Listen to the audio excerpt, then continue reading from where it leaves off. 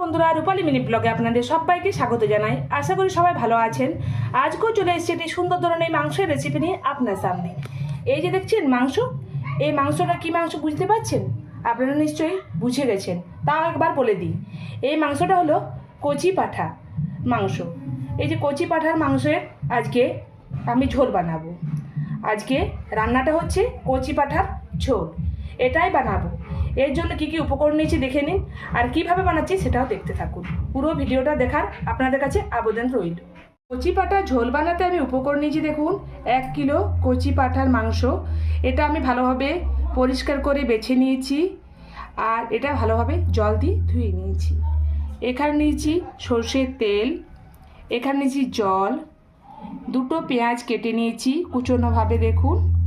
এখানে আদা, পেঁয়াজ, রসুন একসাথে বেটে নিয়েছি।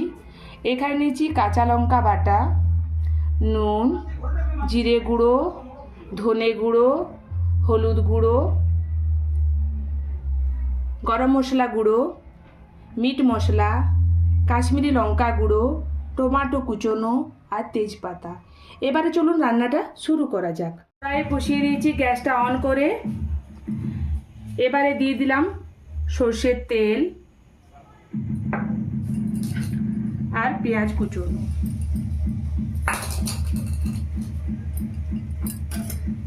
একটু নেড়ে চেড়ে এটা আমি ভেজে নেব কিছুক্ষণ ধরে।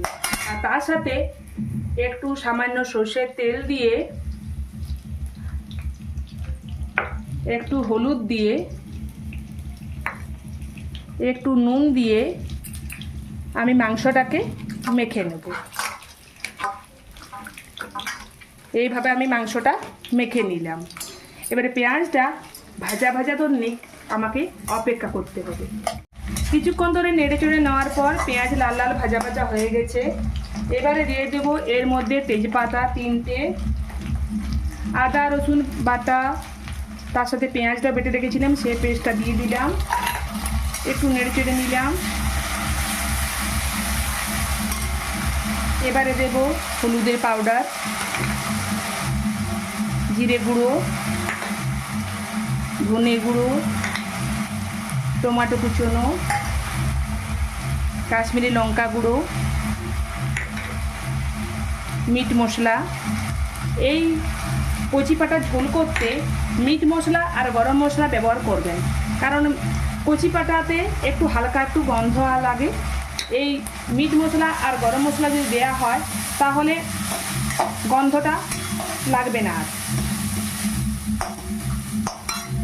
এবারে দিলাম কাঁচা লঙ্কা বাটা। এবারে দেব পরিমাণ মতো নুন। এটা এবার ভালোভাবে কিছুক্ষণ ধরে মশলাটা কষিয়ে নিয়ে চলবে। কিছুক্ষণ ধরে কষিয়ে নেওয়ার পর দেখুন মশলাটা পুরোপুরিভাবে তৈরি হয়ে গেছে। এবারে নুন দিয়ে, তেল দিয়ে, হলুদ দিয়ে মাখানো কচি পাঁঠার মাংসটা এর মধ্যে দিয়ে দিলাম। এবারে এইভাবেই কিছুক্ষণ ধরে নেড়ে চেড়ে আমি কষিয়ে নেব। আবার কিছুক্ষণ ধরে কষিয়ে নেওয়ার পর এবারে দেব জল। জলটা একবারে দেবেন, বারবার জল দিলে সেদ্ধ হতে ভালো চাইবে না, তাই আমি একবারে 2 গ্লাস জল দিয়ে দিলাম। এবার একটু নেড়ে চেড়ে নিলাম।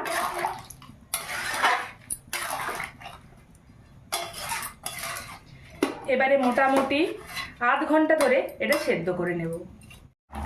মোটামুটি আধ ঘন্টা সেদ্ধ করে নেওয়ার পর পুরোপুরিভাবে মাংস দেখুন সেদ্ধ হয়ে গেছে, রান্নাটা পুরো কমপ্লিট হয়ে গেছে। এবারে গ্যাসটা বন্ধ করে নেব এবং কড়াই থেকে আমি উঠিয়ে নেব। এইভাবে বাকি মাংসটা আমি উঠিয়ে নিই। চলুন, তো বানিয়ে নিলাম কচি পাঁঠার ঝোল। এই যে দেখুন, ভাত বা রুটির সাথে খেতে খুব দুর্দান্ত লাগবে। একদিন অন্তত এইভাবেই আপনারা বানিয়ে দেখবেন। পুরো ভিডিওটা আমার সম্পূর্ণ দেখার জন্য আপনাদেরকে অসংখ্য ধন্যবাদ। সবাই এইভাবে আমার বন্ধুরা পাশে থাকবেন, সাথে থাকবেন। আবারও দেখা হবে নতুন কোনো ভিডিও নিয়ে আপনার সাথে। ততক্ষণের জন্য আসছি বন্ধুরা, সবাই ভালো থাকুন, সুস্থ থাকুন। নমস্কার।